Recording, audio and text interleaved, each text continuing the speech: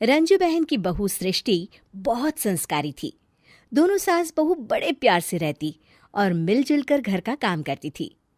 पर ये बात कईयों को तो अच्छी लगती लेकिन उनका कारण बन गई थी।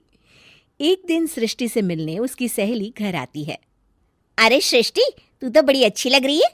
यहाँ तो घर का सारा काम खराब हो जाती है। अपने ऊपर ध्यान देने का वक्त ही नहीं मिलता। तू तो बड़ी किस्मत वाली है। सृष्टि इस बात से हमेशा खुश रहती थी कि उसे एक अच्छा ससुराल मिला है। लेकिन एक दिन रंजू बहन की दूर की मौत आती है। अरे तू क्यों सारा दिन घर का काम करती है? बहू को बोला कर घर का काम किया करे। अरे है तो वो भी बेटी की तरह ही ना, और मिलजुल कर काम जल्दी हो जाता है। सीधी है, देख कैसे मटक मटक के सारे घर में घूमती है तेरी बहू। मेरी बहू होती तो इस वक्त मेरा पैर दबाती। क्या ये तेरे पैर दबाती है? पैर तो कभी नहीं दबाए इसने मेरे। ये सुनकर रंजना मौसी समझ जाती है कि उसने अपना दिया। अब जल्दी सास बहू में जंग होगी। मौसी मुस्कुराती हुई वहां से निकल जाती है। एक दिन रंजना मौसी सृष्टि से कहती है, तुम्हारे कान के झुमके तो बड़े सुंदर लग रहे हैं। जरूर तुम्हारी सास ने दिए होंगे। नहीं नहीं मौसी, मेरी माँ ने दिए हैं। अच्छा, फिर तेरी सास मुझे क्यों कह रही थी कि तुम्हें दिए हैं? उसे झूठ नहीं बोलना चाहिए था। वैसे तुम्हारी सास ये भी कह रही थी कि तुम्हें खाना बनाना नहीं आता, तभी उस बेचारी को सारा दिन तुम्हारे साथ काम करने के लिए किचन में लगना पड़ता है। ऐसी तो कोई बात नहीं है। मुझे खाना बनाना नहीं आता। अरे मैंने तो खुद खाया है मौसी। रंजना मौसी वहां से चली जाती हैं। किचन में सृष्टि खाना बना रही होती है कि तभी उसकी सास वहां आ जाती है और वो कहती है, आज मेरे पैर में बहुत दर्द है, खाना तू ही बना ले।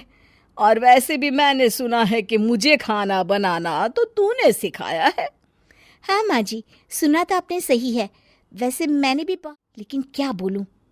दोनों सास बहू को झगड़ते देख बाहर खड़ी रंजना मौसी मुस्कुराने लगती है। बड़ी आई थी प्यार से रहने वाली। इन्हें कोई बताए सास कभी माँ नहीं बन सकती और ना ही कभी बहू बेटी। शाम को रंजना मौसी सृष्टि को बुलाती है। अरे सृष्टि बेटा, जरा एक कप चाय तो दे दे। मौसी, चाय आप माँ जी से ही ले लीजिए। मैं किचन में पैर भी नहीं रखूंगी। वैसे भी मुझे कहाँ आता है चाय बनाना। तभी वहां वो सृष्टि की बात सुन लेती है। हाँ हाँ बहू रानी, तुझे तो कुछ नहीं आता। रंजना, तो तू एक काम कर, तू ही चाय बना ले। और हाँ, सृष्टि को भी चाय दे देना। इसे क्या लगता है ये चाय नहीं बनाएगी तो क्या हम चाय नहीं पिएंगे? आगे भी और पिलाएंगे भी। रंजना मौसी थक कर उठती है। ठीक है रे रंजू दीदी, आप जैसा बोले। रंजना चाय बनाकर लाती है और सोफे पर बैठी सृष्टि और रंजू को चाय देती है। अच्छा, मंदिर तक जा रही हूँ, रात में देर हो जाएगी आने में। रंजना देर रात घर आती है तो सृष्टि को आवाज लगाती है। अरे बहू रानी, कुछ खाने को तो दे दे, बहुत जोर से भूख लगी है। मैंने कोई खाना वाना नहीं बनाया मौसी। वैसे भी आपकी बहन तो कहती है ना कि मुझे खाना बनाना आता ही नहीं। हे भगवान, अब यह फिर से ना शुरू हो जाए। तभी वहां रंजू आ जाती है। रंजू, आज खाना तुम ही बना लो। और हाँ, थोड़ा खाना सृष्टि को भी दे देना, ताकि इसे भी पता चले कि हमारे यहाँ खाने का स्वाद क्या होता है। रंजना बेचारी किचन में जाकर पूरे है। जब वो खाना बनाकर बाहर निकलती है तो सास बहू टेबल पर बैठकर उसका इंतजार कर रही होती हैं। लाओ लाओ रंजू, जल्दी खाना लाओ, बहुत जोर की भूख लगी है। सास बहू खाना खाकर अपने अपने कमरे में चली जाती है। अगले दिन सुबह रंजू रंजना के कमरे में जाती है।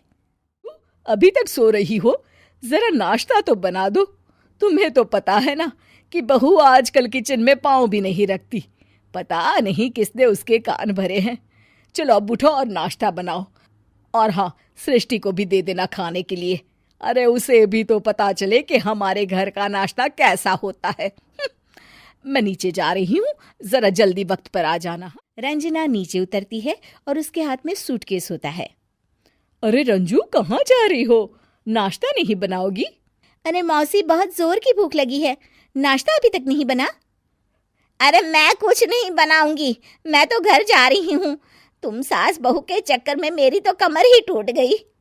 अरे अरे माँ, तुम चली जाओगी तो हम सास बहू को खाना कौन खिलाएगा? रंजना मौसी भागते हुए कहती है, अरे मेरे बस की नहीं है, मुझे माफ करो, मैंने तो गलती कर दी तुम दोनों के बीच में झगड़ा लगाकर। रंजना मौसी के जाने के बाद रंजू सृष्टि बढ़िया आई थी हमारे बीच लड़ाई लगवाने वाली। अरे कौन कहता है कि सास माँ और बहू बेटी नहीं बन सकती? सही कह रही है माँ, अगर ऐसे भड़काने वाले लोगों से दूर रहा जाए तो हर सास माँ और हर बहू बेटी बन सकती है।